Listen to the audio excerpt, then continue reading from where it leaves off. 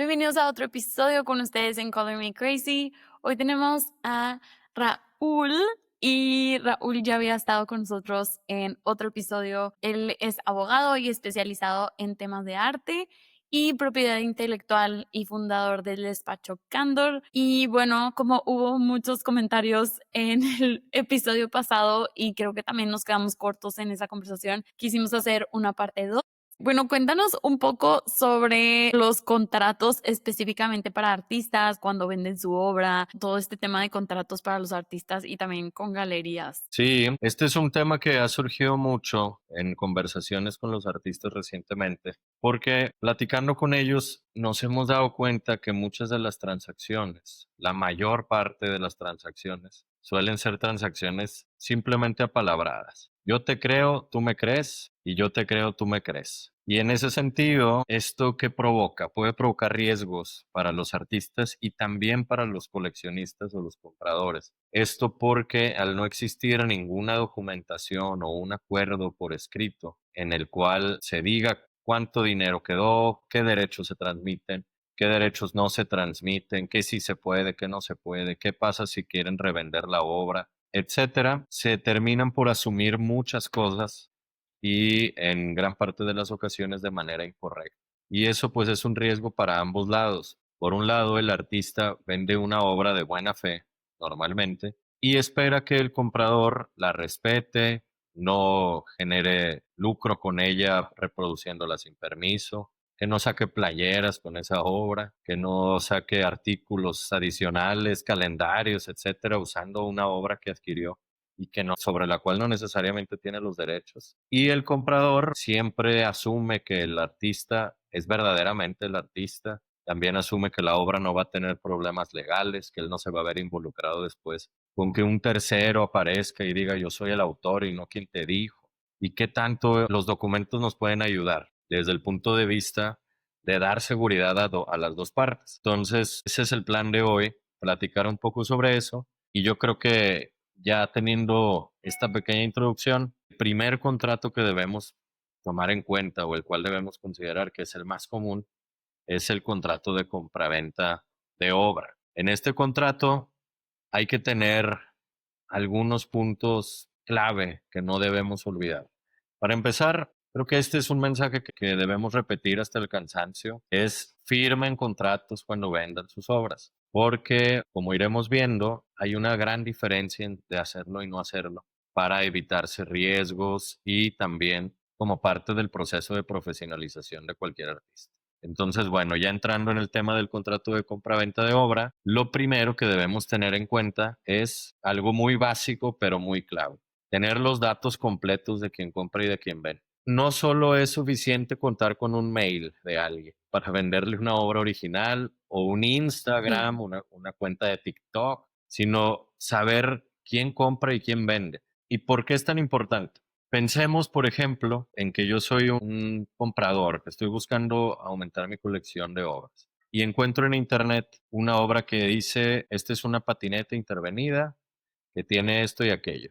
Y me gusta mucho. Y yo digo, qué padre patineta. Y voy a la cuenta de Instagram y les digo, quiero comprar esa obra. ¿Me la pueden vender? Me la venden, pago cualquier cantidad de dinero, la recibo y yo la tengo en mi casa, la presumo en redes sociales. Y a mí me dijeron que el artista fue Juan Pérez. Entonces yo estoy muy feliz. Yo no logro localizar a Juan Pérez, pero me imagino que es un artista interesante. Pasado el tiempo, subo una foto y alguien te la manda a ti acá y te dice, no, oye, que esa patineta no la hiciste tú. Y tú me buscas y me dices, oye, ¿qué onda con esa obra? ¿Dónde la obtuviste? Ah, pues me la vendió tal cuenta de Instagram. Vas a la cuenta, ya no existe, ya la borraron y te digo, pues es de Juan Pérez, ¿tú quién eres? No, yo soy la verdadera autora. Y entonces vamos a entrar en un lío porque yo voy a estar confundido respecto del origen de esa obra y le habré pagado a un tercero que comercializó una obra haciéndose pasar por un autor cuando no lo era y tú vas a ver tu obra mutilada tal vez porque alguien le firmó encima de tu nombre y le puso Juan Pérez, exhibida y tal vez a mí me vendieron derechos para reproducir, para exhibirla, para lucrar con ella y yo lo hago creyendo que todo está bien y en realidad nada de eso sucedió. ¿Y yo con quién firmé el contrato? Pues con una cuenta de Instagram. ¿Hubo contrato? Obviamente no. Simplemente me dijeron, paga en este link, pásanos un domicilio y te la mandamos. Eso hice y todo esto se va desenvuelto. Puede dañarse tu reputación, puede dañarse la imagen que tú das al público como artista. Incluso puede haber un tema en el que Juan Pérez, por alguna razón, adquiera una fama que tú merecías porque la obra era tuya y Juan Pérez ni existe. Y está todo súper confuso y yo voy a estar reacio a ceder a tus pretensiones porque yo pagué. ¿Y qué debemos hacer entonces? Punto número uno, toda esta historia, saber a quién le compras y saber a quién le vendes. Eso es básico para evitar situaciones como estas que sí suceden de personas que se hacen pasar por autores, que revenden las obras en los lienzos. Pasa que recortan un pedazo del lienzo y le firman encima. Le recortan la esquina donde estaba la firma y firman ahí un tercero, ¿no? Entonces, todo eso debemos tomarlo en cuenta como uno. Después, ¿qué otra cosa es importantísima? Cuando compren tu obra, el caso de la patineta, tenemos que dejar claro cuál es la obra, es por escrito. Tiene estos materiales, tal composición, tales dimensiones, se utilizó con esta técnica e incluso adjuntar una foto de cómo se ve la obra que estamos vendiendo o comprando. Y eso pues nos ayuda también a que no haya confusiones en relación a cuál obra estoy esperando recibir, ni cuál obra estás esperando vender. Imagínate que tú de tu cuenta, de tu portafolio en línea, un tercero te quiere comprar. Y te dice, me gustó la patineta que está en la página 3. Y tú le mandas otra y no firmaron nada y la recibe y dice, esto no es lo que yo quería. Y resulta que lo que él quería costaba más o costaba menos, tú ya tienes el dinero, ya te lo gastaste, fuiste a pagar pendientes que tenías y te dice, oye, esta no es, no la quiero. Ah, no, pero te mando la correcta, ¿cuál es la otra? Y ya la habías vendido a alguien más. Y todo por no tener claro cuál es la obra que Sí. estaba en venta. Y entonces pues te ves apurada porque tienes que conseguir dinero para regresar. Él quiere regresarte tu obra y tienes una experiencia negativa, el cliente tiene una experiencia negativa y todo eso se puede resolver firmando un documento en el que diga, te estoy vendiendo esta obra con tales características y esta foto que la representa. Entonces, otro punto Sí. fantástico y obligatorio es ese. Después, Y dime, este contrato es como aparte del certificado de autenticidad, ¿no? correcto. Porque el certificado de autenticidad es como el pasaporte de que esta obra es original, de acá, o lo que tú quieras, y la firmas y todo, y, o sea, describes la pieza y todo. Pero esto es diferente al contrato, ¿no? Exactamente. El certificado, como bien Sí. dices, es un documento de identificación y es una Ujú. carta, tal vez es sobresimplificarlo, pero es como una carta compromiso en la que el autor dice, prometo que esta obra sí es mía, o sea, te manifiesto Sí. que esta obra sí la hice yo.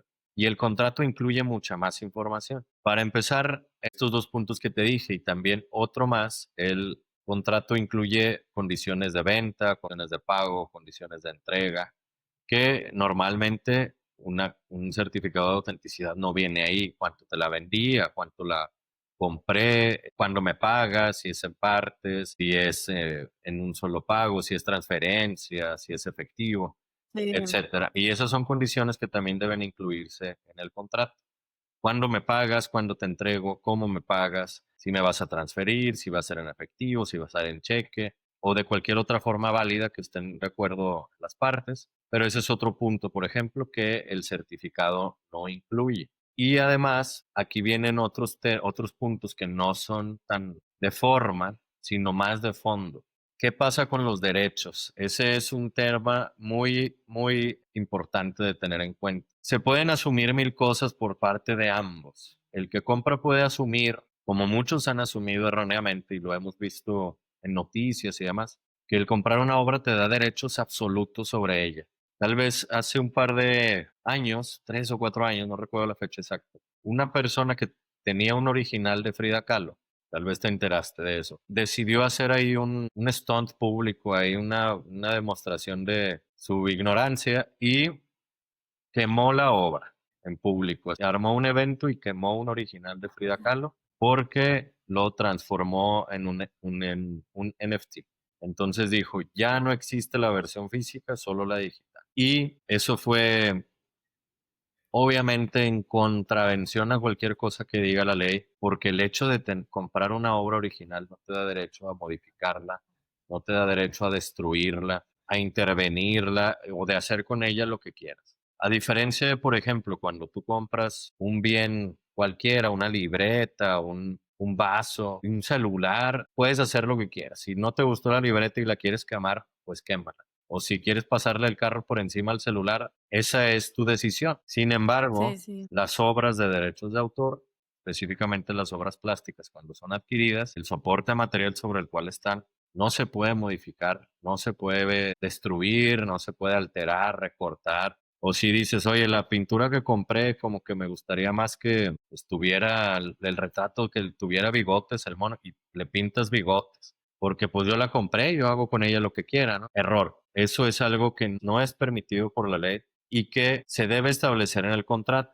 Además, y esto no tanto porque si no lo estableces, ese punto en específico, no porque si no lo establezcas lo vayan a hacer, sino porque es importante que el que lo compra se entere. Este personaje que quemó el de Frida Kahlo, seguramente él de todo corazón creía que podía hacer eso sin ninguna consecuencia y que no había ningún problema porque él pagó cualquier cantidad de dinero por la obra y dijo, la puedo destruir, es mía. Y ahí hay un punto que es sí, el soporte de la obra es tuyo, la obra no, los derechos morales de la obra no son tuyos y los derechos patrimoniales tampoco en ese caso en específico, que yo sepa, no le habían transmitido la posibilidad de explotarla comercialmente, más solo de tenerla en su galería privada. Y en ese caso, sé que la Fundación Frida Kahlo, que es la encargada de gestionar los derechos, pues inmediatamente lo demandaron y demás, ¿no? Para resarcir, entre comillas, porque pues ya quemada ya no hay forma de resarcir, pero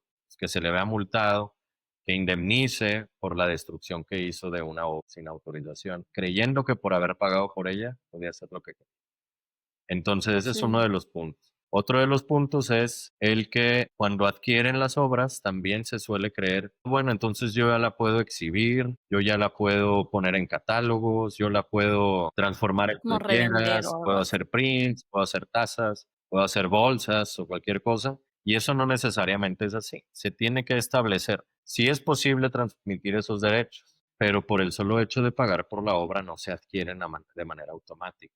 Entonces es importante que quede eso claro para que los compradores sigan respetando las obras y los artistas se queden tranquilos de que es muy claro qué es lo que venden. Y también los artistas en ocasiones no tienen tan claro qué se va y qué se queda. Entonces, Mm. tener este documento nos ayuda a tener toda la claridad respecto de esta transmisión de derechos. Y, por ejemplo, bueno, estamos hablando un poco de obras físicas, pero, por ejemplo, las esculturas, de que sé que hay muchas esculturas, de que, no sé, aquí en Monterrey o así, que la escultura no es del gobierno, o sea, es como que de alguien específico y luego también se mantienen como contratos dentro de estas esculturas en el espacio público también. O sea, de que, va a estar 5 años en tal lugar y después la vamos a mover y vemos con el artista qué opina. O sea, desde el principio cuando se vende también la obra en espacio público, ¿no? También Sí, funciona sí, es así. correcto.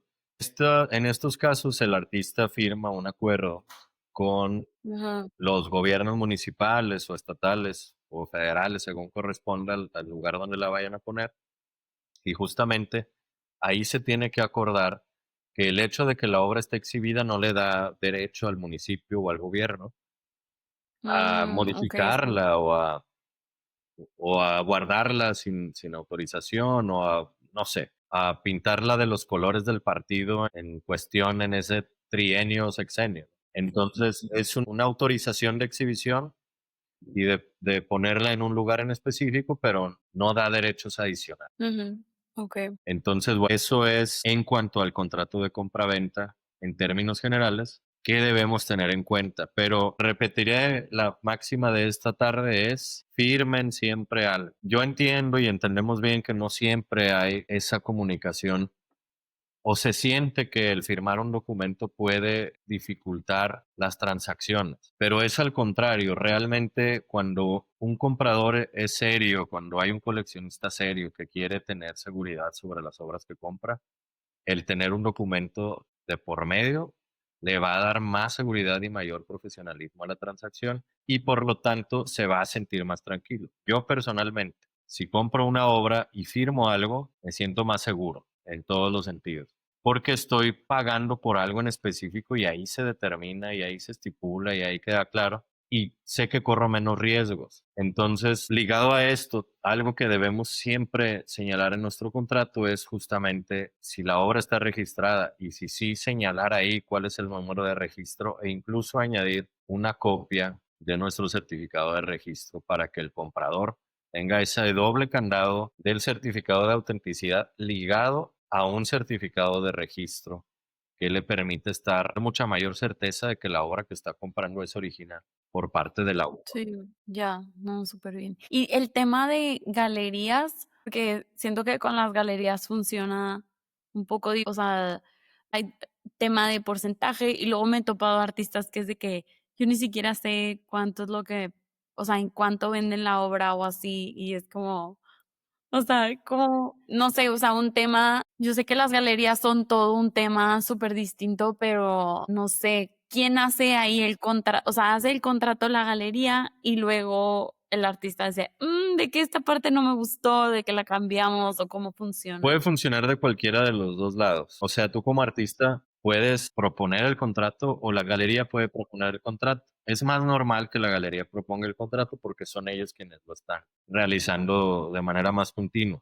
Pero sí hay que cuidar varios puntos de respecto a ese contrato en caso de que lo proponga la galería. Y hay que hacer una revisión clara del documento y debemos tener puntos claves. Puntos claves del contrato de galería o de consignación para exhibición son que la galería exhibe la obra y la trata de vender. La galería no se hace dueña de la obra, la galería no se queda con la obra por tiempo indeterminado. La galería, salvo que así se estipule, puede o no ser la única persona facultada para vender. Puede haber exclusividad o no puede haber exclusividad de acuerdo a lo que negocien las partes. Ahí, si un artista dice, oye, yo me siento más cómodo con esta galería, porque han traído muy buenos resultados, respetan mucho mi obra, trabajan muy bien. Quiero firmar una exclusividad con ellos, puede hacerlo. Y también puede decir, estoy con ellos y con ellos, 3, 4 galerías con las que he trabajado en distintas ciudades, etcétera, y firmar justamente con cada una de ellas acuerdos no exclusivos. Es un punto importante a tener en cuenta cuando vayan a firmar un contrato con una galería, si quieren o no quieren exclusividad. Ya esa es una cuestión que pactan entre las partes de acuerdo a su preferencia. Y también tenemos que señalar en el contrato qué obras específicas y en qué condiciones están las obras y cómo se deben exhibir. Habrá obras que por su naturaleza, por sus materiales, por lo delicadas que son, pues no se pueden exhibir, por ejemplo, cerca del público, que si la tocan la puedan dañar, o determinada iluminación, por ejemplo, cuando son obras que son sensibles al calor y las pongan frente a un foco que emana mucho calor y pueda dañar la obra. Todo este tipo de condiciones se deben señalar en el contrato para que la obra mantenga su integridad, no se dañe y pues efectivamente se pueda vender, que luzca bien, que tenga cierto espacio entre el público y la obra, cierta iluminación, si requiere un marco protector, yo qué sé, cualquier cuestión específica que tengan las obras para que las mismas no se dañen. Y obviamente cuáles obras, cuántas obras, y cuánto tiempo se van a quedar en la galería después del tiempo en el que acuerden la venta o si es por un día, un mes, un año, cualquier condición que establezca. Otro punto súper importante es a cuánto la vendes y cuánto nos vamos a repartir, es decir, cuáles son las comisiones. Este es un punto que no tendría por qué ser algo oscuro o secreto de parte de la galería para tener transparencia de conformidad con lo que el artista va a recibir y la galería se va a llevar. Si una obra se vende en 100 pesos y no te dicen y luego resulta, no, pues la vendí a 10, te tocan 2, como que está raro, ¿no? Entonces es mejor que la Sí. galería diga, lo voy a vender a 10, cuando lo venda a 10, te voy a repartir tanto a ti, tanto me quedo yo como galería. Las galerías normalmente aumentan los precios que el artista tiene por su cuenta para obtener esta ganancia, lo cual pues, no está mal. La galería realiza un trabajo de exhibición, de conservación de las obras, de promoción comercial, necesita pagar renta, necesita pagar personal, servicios, etcétera, y por lo tanto es justificable que la galería suba el precio para poder costear todo el proceso de llevar a cabo la venta. Lo que sí es que debe ser muy transparente de cuál es el precio final o un rango de precios mínimos y máximos y en relación a eso qué porcentaje le toca a cada quien, para evitar malentendidos y para evitar sospechas o incluso piquetes de ojo, que alguien se lleve más de lo que le toca o se lleve menos de lo que le toca. Ese es otro punto. Luego otro punto importantísimo con las galerías es qué pasa si se daña la obra, de quién es la responsabilidad, cómo la vamos a transportar. Hay obras de muy fácil transporte, hay obras que son pequeñas o medianas, que las puedes llevar de un lado a otro con relativo bajo riesgo. Pero hay otras obras que requieres moverlas en partes, que se arman o que son materiales delicados. ¿Y qué pasa si se dañan en la galería? ¿Qué pasa si un cliente, por ejemplo, lleva a un niño y el niño se cae y tumba la escultura? ¿Quién se hace responsable de esos daños? O si, no sé, ¿verdad? Alguien lleva también un niño y el niño le mancha con nieve una pintura. ¿Qué pasa? Son daños a las obras que pueden suceder y quién se va a hacer responsable. También es importante señalar en el transcurso del lugar donde está del artista hacia la galería, si se va a contratar un seguro para la obra, para el camino, si va de una ciudad a otra, vale la pena contratar un seguro para el daño de la obra y que alguien responda. Se debe tener muy claro qué pasa y no asumir, porque muchas veces es muy probable que el artista diga, pues la tiene la galería y ya paga. Y la galería dice, yo nunca dije que iba a pagar. Entonces, fue ese niño, hay que cobrarle al señor y el señor, éxito con eso, ¿verdad? No me vuelven a ver. Y entonces no hay ningún Sí. responsable, la obra quedó dañada y todos perdieron. En ese caso, por eso es tan importante tener claro quién cubre los daños, a partir de qué lugar tú cubres, a partir de qué lugar cubre la galería, si es instalaciones son solo ellos, si se buscará que el cliente que daña la cubra, etcétera. Tener eso clarísimo para evitar grandes problemas. Después, otro punto más, que esto normalmente sucede bien, es el que la galería tenga que respetar los derechos morales. Es decir, que siempre se reconozca quién es el autor, que esté exhibida la obra con el nombre del autor, la técnica, etcétera. Esa ficha técnica que ponen, eso es una señalización de cuáles son los derechos morales. Y eso normalmente sucede, pues sí, es importante señalar. Y pues siempre insistir en la transparencia de las transacciones para que tanto artistas como galerías y galeristas estén tranquilos, conformes y sea siempre una relación de ganar. Sí, claro. Siento que es súper importante de que todo el tema de las galerías, porque tú estás confiando en que la otra persona, este, o sea, siento que hay muchos artistas que bueno, es que hay más gente buena que mala allá afuera, pero pero pensamos lo mejor de la persona y no pensamos de que, se la va a vender y obviamente no la va a multiplicar, de que como que no se te pasa por la cabeza, pero hasta que escuchas este tipo de conversaciones es de que, uy, de que si a otro artista ya le pasó o te pasa a la mala, literal, de que vas aprendiendo, Exacto, exacto. conforme. Hay que escarmentar en cabeza ajena, como se dice, con casos de terceros que ya sucedieron y no, pues no arriesgarse a no va a pasar nada, todo va a estar bien. Y también hay ocasiones Sí, en que los problemas son accidentales. Hay ocasiones que las obras, como esos supuestos que te digo, imagínate que alguien se cae, tienen una escultura y la tumba, se quebra en mil pedazos y ¿qué pasa con la escultura? ¿Quién va a pagar eso? La persona que se cayó, la galería, o si es un empleado de la galería, si el señor de limpieza o alguien está trapeando y por error mueven un elemento de la escultura y pierde balance y se cae, o si se usan determinados productos para la limpieza y dañan una obra. ¿Qué pasa? ¿Cómo se deben poner de acuerdo tanto el artista como la galería de esos puntos? Es importante que se llegue a ese acuerdo antes de que llegue el problema, porque ya que está el problema, es muy difícil ponerse de acuerdo cuando el daño ya está hecho. sí.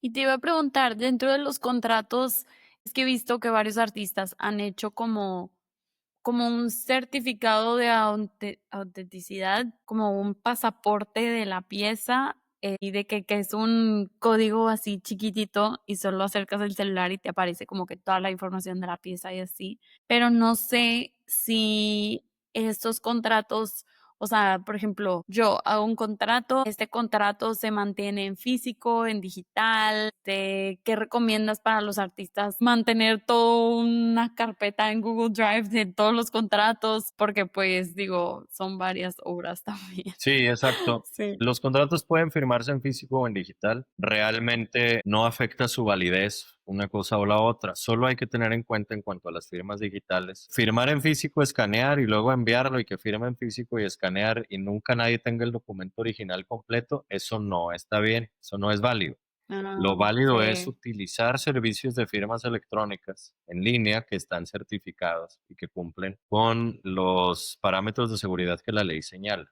Hay varios servicios, no le vamos aquí a echar comercial a nadie, pero hay varios servicios que funcionan bien y que están autorizados por las autoridades para proveer los servicios de firma digital. Son servicios realmente económicos que puedes adquirir con una inversión baja y en cualquier caso, incluso algunos de ellos tienen pruebas gratuitas, que puedes firmar el documento sin pagar nada para que veas cómo funcionan y te dan mucha seguridad. Y cuando se firma físicamente, sugeriría además adjuntar a la firma física una copia de las identificaciones de ambos que firman, por lo menos para tener esa certeza de que las personas pues sí corresponden. Hay incluso quienes, para reducir al máximo los riesgos, firman este tipo de contratos en una notaría. ¿Y esto cuándo se ve justificado? Pues normalmente cuando las obras tienen un valor muy elevado. En ese caso, vale la pena firmar frente a notario una certificación de firmas en la cual se certifica que efectivamente las personas son las personas, que dicen quién son y que la transacción se está efectuando de manera legal. Son como varias capas de seguridad, pero sí, por lo menos tener una carpetita física, si firmas en físico, o una carpetita, un drive, donde estés guardando todas tus firmas digitales, pero siempre tengan en cuenta que sea con un proveedor de firmas digitales y no nada más escanear uno por un lado y otro por el otro, sino que se firme a través de estos servicios que otorgan validez legal. Entonces, sí, recomendable tener todo digital y también físico en caso de que se firme físico. Sí, claro. Y bueno, hablando un poquito de redes sociales y tema digital, ¿cómo nosotros como artistas y creadores podemos como proteger también lo que subimos de cierta manera? Digo, cualquiera ya lo subiste, ya está allá afuera, ¿no? Pero ¿qué maneras nos recomiendas para proteger como nuestra obra? Ya sea, también siento que le pasa a mucha gente como la gente que hace cosas digitales, como diseños, patrones, todo eso. Sí. De hecho, una artista que entrevistamos en el podcast, sacó que de la nada alguien estaba vendiendo su obra en Amazon, así de que enmarcado y todo su pieza y lo estaba reportando y todo, pero ya no supe qué pasó, pero supongo que no lo protegió o no sé, tal vez no puso algún watermark cuando lo subió a redes sociales o algo. Claro, en el caso que me platicas, que es un caso más común de lo que nos gustaría que fuera, el primer paso para cuidarte es un paso que no es digital, es un paso que es legal y es registra tu obra. Desde ahí tú ya ganas la posibilidad de demostrar que esa obra a partir de cierta fecha está ligada contigo y por lo tanto puedes tomar una acción legal. Sí es verdad que Ujú. puedes tomar acciones en las páginas. La mayor parte de las páginas grandes o servicios en línea de redes sociales o de tiendas tienen procedimientos de propiedad intelectual que puedes llevar a cabo. ¿Y cómo demuestras tú frente a ellos que tú eres el artista? Con un certificado de registro de obra. Porque si bien ellos podrían asumir que es verdad porque tú tienes una cuenta donde hay muchas obras similares, etcétera, no pueden estar 100% seguros. Y también las, las compañías pues no son jueces, no son autoridades que van a decidir de manera final si te debes, si lo multan o si no. En Sí. general, cuando muestras tú un título de registro, lo que hace la plataforma es tumbar esa página o esa publicación. Así que paso número uno es tener tu obra registrada para acceder a estos servicios de resolución de problemas de propiedad intelectual en las plataformas para lograr que se tumben esas publicaciones o que se tumben esos perfiles. Sin un título se complica mucho porque es palabra contra palabra. Entonces, las plataformas deben tener algo para poder tomar una acción contundente y ayudarte a representar esos derechos. ¿Qué otras cosas puedes hacer de manera más pragmática o de manera más a la mano, tal vez. Sí funciona poner marcas de agua, funciona también cuando tienes páginas personales, no subir las fotos en super ultra HD, que la descargan y está enorme y la pueden imprimir en cualquier formato, sino lo suficientemente claro para poderla visualizar, pero que si se busca imprimir, pues no salga bien. Sí. También se da la existencia de archivos protegidos que no permiten su impresión o que no permiten ser copiados. Pero en específico en redes sociales, pues es subirlas con marcas de agua. Otra práctica buena que he visto es que suben la obra en fragmentos, suben una foto de una parte, otra foto de otra parte, y cuando se arma completa no da. Entonces son medidas de Ah, protección prácticas para evitar justamente esas copias, pero hay un límite dentro de lo que se puede hacer de manera preventiva, porque al igual, si nunca enseñas tu obra, pues cómo la vas a vender. Entonces, solo sí. intentar poner marcas de agua o fotos que tengan varios elementos para que no sea tan fácil sacar la obra de ahí, que haya personas, yo qué sé, cuestiones que dificulten que un tercero pueda extraer la imagen específica de la obra y luego replicarla sin autorización. Sí, Pero claro. sobre todo, pues dar ese paso inicial que es registrar tu obra para poder dar una acción contundente en las páginas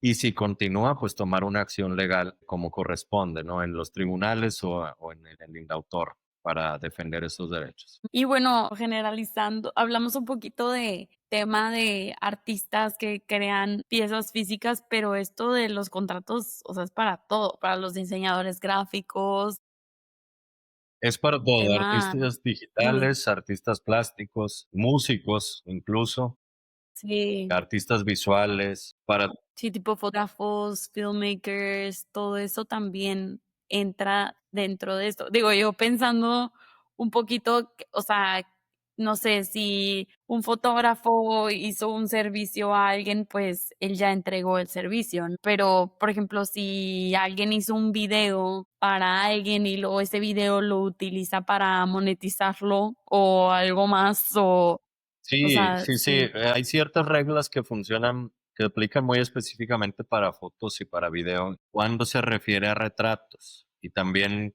cuando son retratos pintados. Se asume que quien se deja retratar cede ciertos derechos de imagen, de usar esa imagen, pero también la ley nos señala que si ese tercero que se dejó retratar quiere retirar esa obra, existen condiciones bajo las cuales puede hacerlo. Y sí, no siempre por el hecho de que lo hayan permitido una vez, permiten su exhibición perpetua o su sí, monetización o su reimpresión de manera indefinida. Hay reglas específicas para cuando se trata de retratos, tanto retratos de foto, video o pintados o dibujados, en el cual se pueda reconocer claramente la identidad de alguien. Se deben cuidar también esas reglas. Y en el caso que mencionas, hay ocasiones que, bueno, el mismo que solicita el retrato, pues es el modelo. Entonces, si tú eres fotógrafo y dices, oye, quiero fotos profesionales para mi catálogo, para mis redes, para mi brochure, etcétera,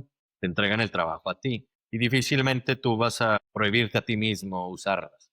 Pero lo que sí es que el artista, pues no necesariamente tiene derechos de por haber usado tu foto, haberte retratado, después usarla en otros propósitos. Por ejemplo, que llega una empresa y le dice, necesito 20 fotos de personas sonriendo para ponerlas en un comercial y manda fotos de clientes que en sesiones privadas, sesiones corporativas o sesiones artísticas, sonriendo y dice, pues ya las tomé, vamos a hacer lo que yo quiera con esto. No necesariamente tiene esas facultades. Entonces también ahí entra, es la importancia de los contratos para tener claro cuáles son los límites. ¿Qué pasa si le tomas una foto a alguien y cuáles son los derechos que adquiere sobre esa obra? Porque a pesar de que la obra sí es tuya, está el rostro de alguien ahí y eso no necesariamente es ilimitado. Se tiene que sí, pactar claro. y seguir las reglas que la ley señala. Sí, claro. Qué interesante. Wow. Es que sí, todo el tema de los contratos y así es como, es súper importante. O sea, a veces como creadores no pensamos en eso, pero es esencial. O sea, una vez acabada la pintura ya está, de que Ajá. registrarla o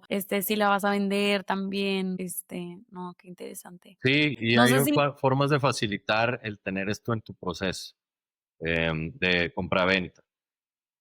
Cuando tienes un contrato bien hecho, puedes usar ese formato o ese machote y solo adaptarlo a las condiciones de cada cliente.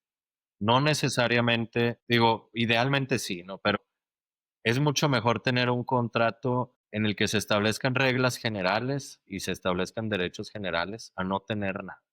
Entonces, Sí, formular un contrato por única vez con tu abogado te va a ayudar mucho a entender bien que sí, que no. Te van a explicar bien que sí, que no. Y cuando lo leas y lo entiendas, las siguientes ocasiones, solo si hay cambios en las condiciones con tus clientes, le dices al abogado, oye, que me pidieron esto, ¿se puede, no se puede? Pero si solo es una condiciones generales, pues lo puedes reutilizar ese contrato, solo cambiando los datos específicos de cada transacción. sí, claro. Oh, qué increíble. Sí, un punto final, un contrato final es el tema de las licencias de uso de las obras. Y esto es algo que permite monetizar o generar dinero aún sin vender la obra. Conservas tú tu obra y puedes generar dinero. ¿Esto cómo funciona? Por ejemplo, alguna de esas pinturas que están ahí atrás de ti. Suponte que tienes un amigo que está por publicar un libro y te dice, oye, fíjate que me gustaría utilizar una de tus pinturas como portada de mi libro porque siento que conecta mucho con el mismo. Entonces tú puedes dar esa licencia, autorizar que se use la imagen de tu pintura para que sea la portada de un libro, por ejemplo, y tú generar ganancia a través de eso sin entregar la obra y sin transmitir la propiedad de la obra física, sino los derechos de explotación para ese caso en específico.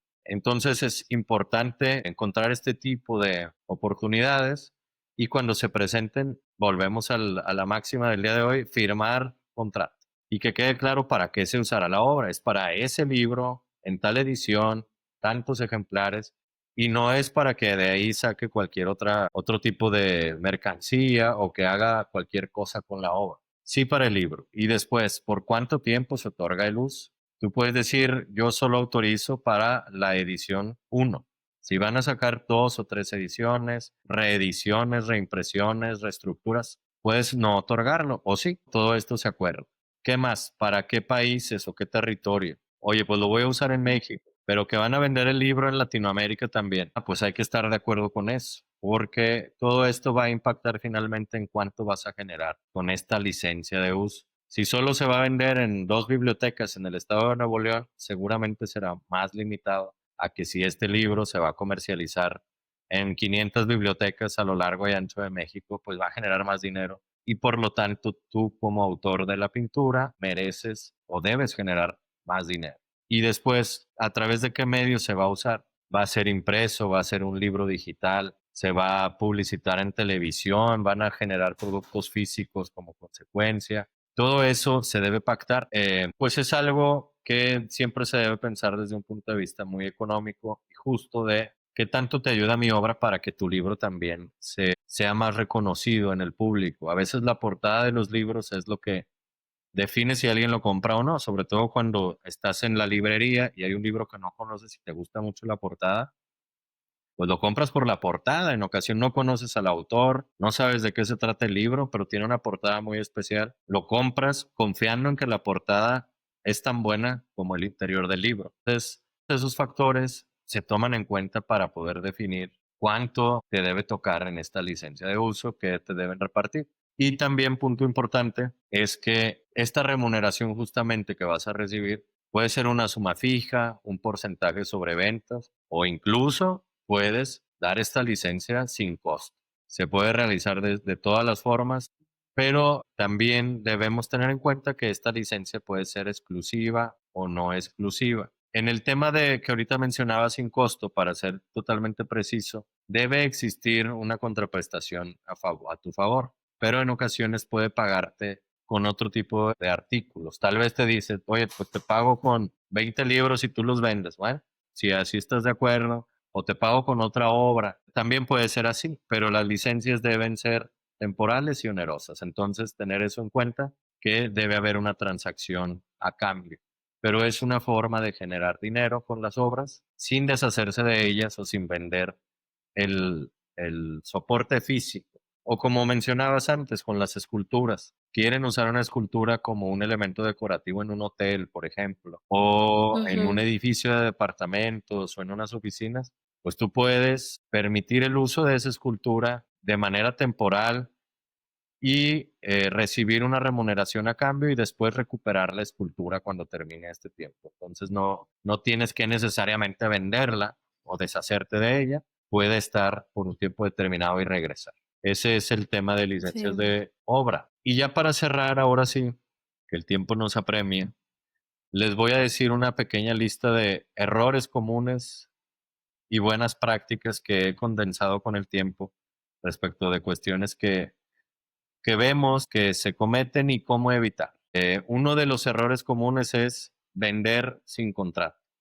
Y como ya lo vimos, se derivan muchas problemáticas como consecuencia de eso. Otro error común es ceder y firmar sin leer.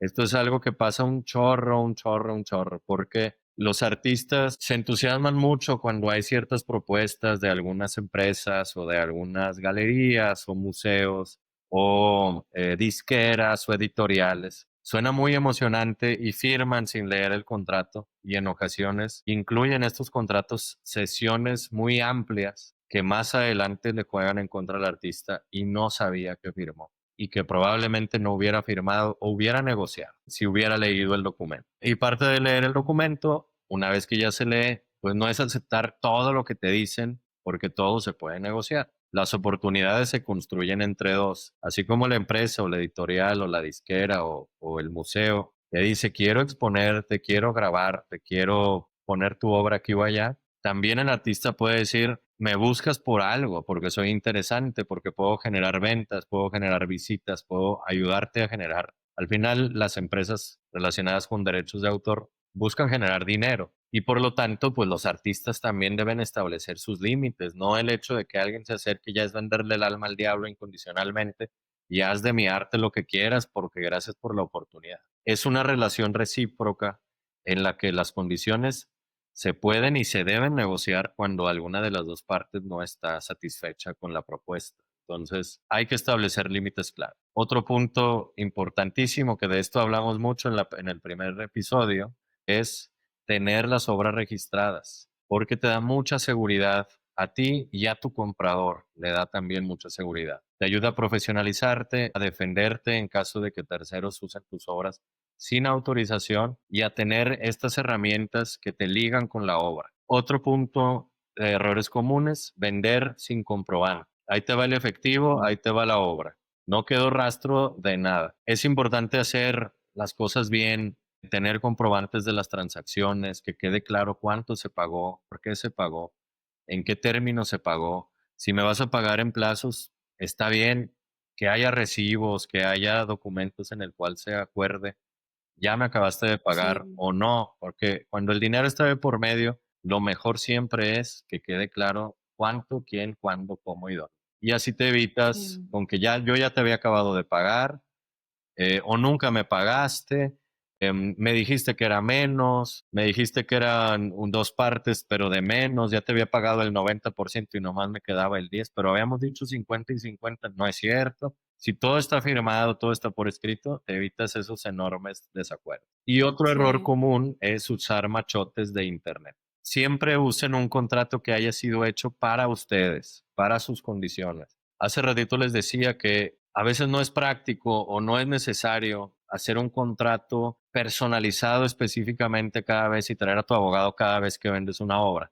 Pero sí es importante tener un contrato que se haya generado para ti y cómo funciona tu actividad artística. Y no agarrar un contrato random de internet que está hablando de otras cosas, de legislación extranjera, eso es algo que me ha tocado ver, que contrato de venta de no sé qué y viene citadas leyes de Colombia. ¿Qué vas a hacer con eso? O sea, y Sí, sí, no lo sí. leyeron, lo descargaron, lo imprimieron, lo firmaron y no tenía nada que ver con lo que estaban haciendo. Entonces, hacer un contrato específico para ti, que después tú puedas reutilizar si así lo decides y siempre pedirle a tu abogado, vamos a firmar esto, nomás échale un visto bueno, todo bien, adelante. Y si tienen dudas, pues siempre consulten con su abogado de propiedad intelectual de confianza. Y luego, buenas prácticas. Ahora vamos a las buenas prácticas. Tener un portafolio documentado y bien ordenado, eso te ayuda a tener claridad en tus ventas. Cuando vendes mucho, tienes obras pequeñas que se mueven mucho. Después, oye, me gustó esa. Ya. Sí, recibes el dinero. Ay, se me olvidó que ya la había vendido. Pero ahí está en tu portafolio en línea de una página que no actualizas hace 2 años. Hay que tener los portafolios documentados, actualizados, claros, con la información correcta para que sus compradores y coleccionistas puedan verlo y entender qué es lo que van a comprar. También registrar las obras. Regresamos al punto de la conversación previa. Siempre intenten registrar sus obras, sobre todo aquellas que van a vender. Cuando ya vayan a vender, intenten que ninguna obra se vaya sin registro. Reduce mucho los riesgos. Otra buena práctica, usar siempre un contrato o un documento que te quede claro qué dice, qué significan los términos que viene ahí, qué significan tales o cuales palabras y qué consecuencias puede tener. Importantísimo. Después, uno muy claro, no apalabrar los tratos, que no sea solo, ahí te va y en esto quedamos, muy bien. Tiene que haber algo por escrito por todo lo que ya mencioné. También otro punto importante de buena práctica es explicar a tus clientes cuáles son los límites de, oye, vamos a leer esta cláusula, es importante que sepas que no puedes modificar la obra, no la puedes realizar artículos basados en ella, no puedes hacer esto y no puedes hacer aquello. Sí puedes hacer esto. Cuando la vendas, me toca a mí recibir una segunda ganancia por la venta que hagas más adelante y establecer ese porcentaje. Tener clarísimos los clientes los límites con los clientes para que se cumplan y los mismos clientes estén tranquilos y seguros de que están haciendo una transacción profesional. Y otra excelente práctica, obviamente, es contar con tu abogado de confianza de propiedad intelectual para que te apoye en todas tus dudas y te ayude a profesionalizar las transacciones que realices para que puedas estar siempre tranquilo, siempre seguro y sabiendo que estás haciendo las cosas bien para ti y para tus clientes. Sí, claro. Ay, pues muchas gracias, Raúl. Creo que nos llevamos mucha información hoy. Y bueno, también para los que no han escuchado el otro episodio, asegúrate de escucharlo. Y si te gustó este episodio, pues asegúrate de compartirlo con alguien más. Y sí, mandárselo a alguien que crees que le funcione esta conversación. Y pues sí, vamos a dejar toda la información de Raúl y de Candor en la descripción, para que le echen un vistazo y si necesitas ayuda para hacer contratos y dar de alta tus pinturas y así, tus obras artísticas. Pero sí, no, muchas gracias, Raúl, de verdad. Gracias por tu tiempo y por compartir toda esta información que es súper valiosa, para estar informados y intentar ser lo más profesional que podamos dentro del mundo del arte y como artistas. Sí, sí, claro, formalizarse es igual a profesionalizarse. Entonces, piensen siempre Sí. que tener esto les ayuda a tener mayor seguridad. Y frente a los clientes se ve mucho más padre, se ve mucho mejor, se da una sensación distinta cuando formalizas las transacciones. Entonces, sí, súper importante hacerlo. Y gracias, si el público lo pide, aquí nos veremos en una tercera ocasión para revisar algún tema específico, con mucho gusto. Y estoy siempre Sí. a sus órdenes. Cualquier duda, en la descripción del video podrán encontrar nuestros datos y estamos siempre aquí dispuestos. Muchas gracias, Raúl. Nos vemos pronto. Muchísimas gracias. Un gran día. Bye bye.